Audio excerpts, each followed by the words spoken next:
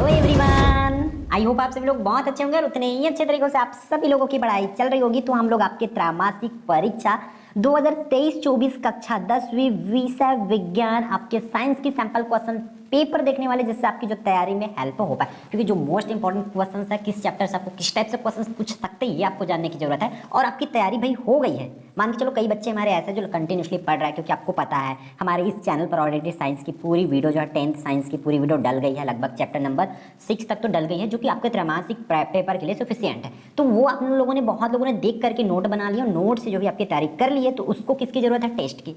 तो टेस्ट अब हम आपके पास तो आकर के ले नहीं सकते, है ना। तो आपके टेस्ट के लिए सैंपल पेपर जो है हमारे द्वारा डिजाइन किया गया है, ताकि आपकी जो तैयारी पर किसी भी प्रकार की कमी ना हो, आप कहीं पर भी रहो, आप घर बैठे जो तैयारी कर सकते हो। तो आपकी उसी तैयारी के लिए हम क्वेश्चंस पेपर आपके लिए ले आए हैं, ताकि आप अच्छे से कर पाओ, ठीक है। तो इसके आंसर्स भी हम लोग डिस्कस करने वाले हैं, इसलिए वीडियो को बहुत ध्यान से अंत तक देखना और आपके पेपर्स की तैयारी कितनी हुई है खुद को आंकना है, ठीक है। तो चलो देख लेते हैं। क्वेश्चन नंबर 1 क्या बोल रहे हैं? सही विकल्प चुनकर आपको लिखना है। क्वेश्चन क्या भैया? तो देख लो, डार्विन का सिद्धांत आधारित है। डार्विन का सिद्धांत किस पर आधारित है? देखो, अपनी यात्रा के किए गए अवलोकनों पर, कोशिका सिद्धांत से, मेंडल के वंशीय गति के नियम से, इसमें से कोई नहीं बोल रहा। तो उन्होंने भाई जो यात्रा किए थे, डार्विन ने कौन सी यात्रा किए थे? आप लोगों को पता है, बीगल का सफर किए थे। तो बीगल की सफर से उन्होंने क्या किए थे? अवलोकन किए थे। आप लोगों को पता है, उस अवलोकन को उन्होंने एक बुक पे नाम लिख दिया। तो आपको बुक का नाम याद रखना, ठीक है। ओरिजिन ऑफ स्पेसीज बाय, ठीक है, आप लोग याद रखना, origin of species by means of natural selection, ठीक है। नोट कर लो बच्चों इसको ध्यान से। उस बुक से उन्होंने क्या बनाया? एक सिद्धांत बनाया, ठीक है। तो ये डार्विन का जो सिद्धांत है, उनके यात्रा किए गए मतलब अपनी यात्रा के अवलोकन से है, ठीक है। फिर नेक्स्ट क्वेश्चन की बात कर लेते हैं। आपकी स्क्रीन पर है, क्या बोला जा रहा है कि अम्लीय विलयन का पीएच मान होता है। तो ध्यान से देखो बच्चों, इसके लिए आपको सिंपल सा है, आपको पीएच इसके लिए याद रखना है। तो मैं बता देता हूँ आपको, 7 जो होता है उदासीन होता है, ठीक है। 7 जिसका भी पीएच मान उदासीन होता है, जैसे कि आपको पता है कि पानी का पीएच मान 7 होता है। तो उससे अगर 7 से पी अगर ऊपर है, अगर मान के चलो 8, 9, 10, 11, 12 किसी भी विलयन की अगर पीएच मान उतना है, तो समझो वो क्या होगा? आपका क्षार होगा। क्लियर है? हाँ, तो अब आपको समझ आ गया। तो इस साइड अगर है तो वो क्या होगी? अम्ल होगा। अब देखो, एक चीज और क्वेश्चन पूछा जाता है कि हाइड्रोजन आयन की मात्रा क्या होगी। तो इस साइड जो है भाई आपको पता होनी चाहिए, H आयन की मात्रा बढ़ती है। आप लोग हमारी वीडियो देखे थे, ये सब चीज आपको पूरा क्लियर होगा, क्योंकि शॉर्ट नोट में हमने आपको पढ़ाया है। फिर इस साइड क्या की मात्रा बढ़ती है? OH आयन की मात्रा बढ़ती है। तो अम्ल में हाइड्रोजन आयन की मात्रा बढ़ती है और क्षार में OH आयन की मात्रा बढ़ती है। क्लियर है? तो आगे बढ़े हैं, फिर हम लोग कंप्लीट देखेंगे, क्योंकि पूरी वीडियो आप लोग देखोगे, इसमें हमने कंप्लीट आपके 50 मार्क्स के लिए 15 क्वेश्चन जो है सेट किए हैं। तो 1 बाय 1 सबको डिस्कस कर लेते हैं, ठीक है, ताकि आपको खुद को चेक कर पाओ कि आपका कितना है, ठीक है। फिर आधुनिक नियम प्रतिपादित किया गया, किनके द्वारा किया? न्यूलैंड ने किए, मोस्टली ने किए, डाबेराइनर ने किए, मैंडलिप ने किए। कौन किए हैं आपको इसको टिक करना है, ठीक है। तो न्यूलैंड ने आपको अष्टक नियम दिए, ठीक है। फिर डाबेराइनर ने त्रिक नियम दिए, आपको पता होनी चाहिए, 2 चीज तो आपने पढ़ रखे हैं, ठीक है। अब डाउट आपको कहां पर होगी? मोस्ले पर होगी और मैंडलिप पर होगी। तो कौन दिए भाई? आधुनिक आवर्त नियम जो है, तो आपको कमेंट करके बताना है, ठीक है। इन दोनों में से कोई आंसर होगी, मोस्ले और मैंडलिप में से। तो देखते हैं कितने बच्चों को इसका करेक्ट आंसर जो है पता है, ठीक है। फिर आम के पेड़ पर लगभग देखो इतने कीड़े, 56 पक्षी, 3 सांप है, तो ऊर्जा का शंकु कैसा होगा? तो सीधी बात है भाई, ऊर्जा की शंकु क्या होगा? सीधा बनेगा इस पर, ठीक है। फिर नेक्स्ट क्वेश्चन की बात करते हैं, किसी विद्युत परिपथ में विद्युत धारा की मात्रा को हम लोग करंट को किससे मापते हैं? तो आपके पास ऑप्शन है वोल्टमीटर, अमीटर, ओडोमीटर, इनमें से कोई नहीं। तो इसकी आंसर आ जाएगी अमीटर, ठीक है। विद्युत धारा को जब वोल्टेज को मापते हैं वहां पर, तब किसकी आती है? वोल्ट मीटर का यूज करते हैं। क्लियर है? तो इसकी आंसर क्या हो जाएगी? यहाँ पर अमीटर, इसकी करेक्ट आंसर हो जाएगी, ठीक है। तो ये आपका सही विकल्प, मतलब 5 नंबर यहाँ से आपका हो जाएगा। फिर आगे देखते हैं, आपको 2 अंक वाले क्वेश्चन पूछे जा सकते हैं। तो किस तरीके से क्वेश्चन पूछे जाएंगे, ध्यान से देखेंगे।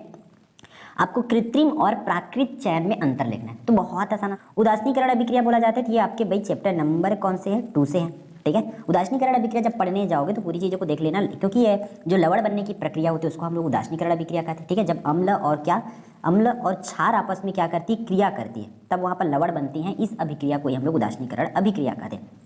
तो एक अम्ल ले लेना, एक क्षार ले लेना, उसकी क्रिया आप करा देना, ठीक है। फिर आगे बढ़ते हैं। नेक्स्ट क्वेश्चन है बहुत आसान, गैस से भरा गुब्बारा आग के पास लाने से फट जाता है, क्यों?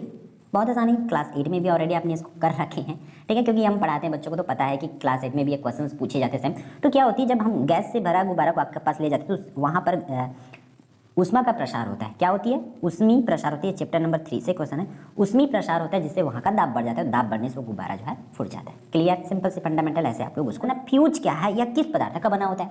तो इसके लिए आपको कौन से चैप्टर में जाना पड़ेगा? चैप्टर नंबर 6 पे चले जाओ, फ्यूज से रिलेटेड। और उस पार्ट में जब जाओगे पढ़ने, तो आप ये भी पढ़ लेना कि संकेत वाला, ठीक है, नोट कर लो। किसको पढ़ लेना है, संकेत को पढ़ लेना भाई। उसमें से क्वेश्चन पूछा जाता है कि किसकी संकेत किस तरीके से बनाया जाता है, मतलब उसकी चिन्ह को, जैसे सेल की चिन्ह कैसे बनाया जाता है ना, वो सब चीजें।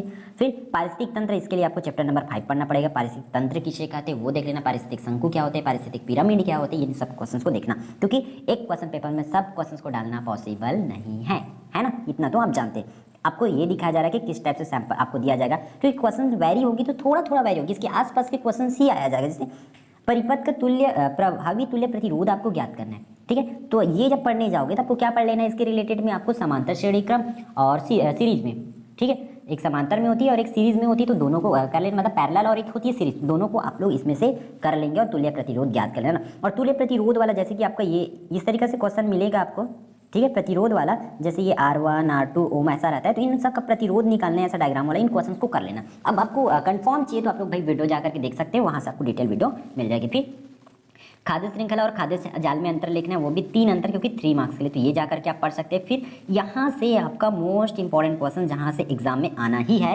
देखो क्या बोला जा रहा है कि 3 पेमेंट, यहाँ पर 3 नंबर के लिए हम 3 क्वेश्चन रख दिए, बट तीनों क्वेश्चन नहीं आएगा भाई, क्योंकि कोई एक ही क्वेश्चन आएगा। तो हम आपको दिखा दिए कि क्वेश्चन किस तरीके से आपको पूछा जाएगा कि देखो 14 डिग्री फ़ारेनहाइट को सेल्सियस में कन्वर्ट करना है, 100 डिग्री सेल्सियस को फ़ारेनहाइट में, फिर 12 केल्विन को सेल्सियस में। तो ये नहीं आती तो आप चैप्टर नंबर 6 की वीडियो देख लो, कन्फर्म हो जाएगी आपकी, ठीक है। तो ये सब चीज़ें करके देख लेना। फिर नेक्स्ट क्या बोला जा रहा है, जीवों के विकास में चयन और अनुकूलन की क्या भूमिका है, उसको करना है। फिर ऊष्मा के प्रभावों का आपको क्या कर लेना है, हमारे दैनिक जीवन में क्या प्रभाव, दैनिक जीवन जुड़े कुछ प्रभाव है, ऊष्मा के प्रभाव, उसको कर लेना है। इसके अथवा में आपको क्वेश्चन मिल जाएगी क्या, किसी खाद्य श्रृंखला में पोषण स्तर के महत्व को करना है।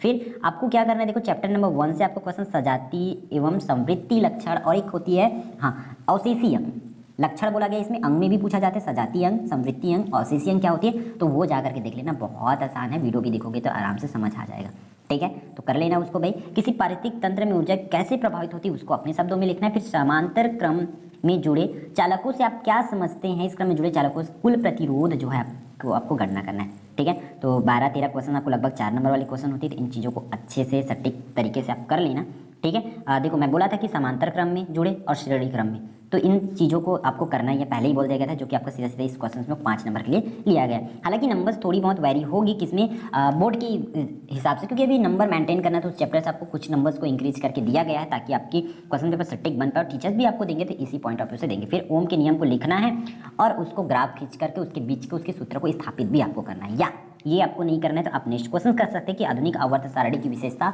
मैंडलीव आवर्त सारणी की विशेषता, उसकी कमी, ये सब चीज डिटेल पढ़ लेंगे। और इस क्वेश्चन में क्या बोला गया है कि तत्वों की व्यवस्था की आपको तुलना करना है, दोनों की तुलना करना है, मतलब कि इसमें कैसा और उसमें कैसा है, ठीक है बच्चों। तो आई होप ये आप लोगों के लिए यूजफुल रहा होगा। यूजफुल तभी होगा, मैं आपको बता दूं, जब आप लोग इन क्वेश्चन की प्रैक्टिस करेंगे। जिस टाइप से क्वेश्चन बताया गया उसी टाइप से सिमिलर क्वेश्चन आपको पूछे जाएंगे, उसी से रिलेटेड क्वेश्चन से पूछा जाएगा, और सेम टू सेम तो नहीं पूछा जाएगा, इतना मान के चलो, क्योंकि ये हमारे द्वारा बनाया गया क्वेश्चन है, आपकी टीचर आपको पढ़ाए, तो आप देख लेना। और बहुत से बच्चों को ये डाउट आता है कि जिले से आएगा क्वेश्चन पेपर, बाहर से आएगा, अंदर से आएगा, तो भाई पेपर कहीं से आए, तो आप पेपर तो नहीं बनाने वाले हो ना, आपको क्या करना है, आपको आपका काम है तैयारी करना। तो इन चीज़ों को ध्यान रखो, आप तैयारी पे लग जाओ, पेपर कहीं से आए आपको तैयारी करना है, क्योंकि आपको बोर्ड पेपर दिलाना है, ध्यान रखो।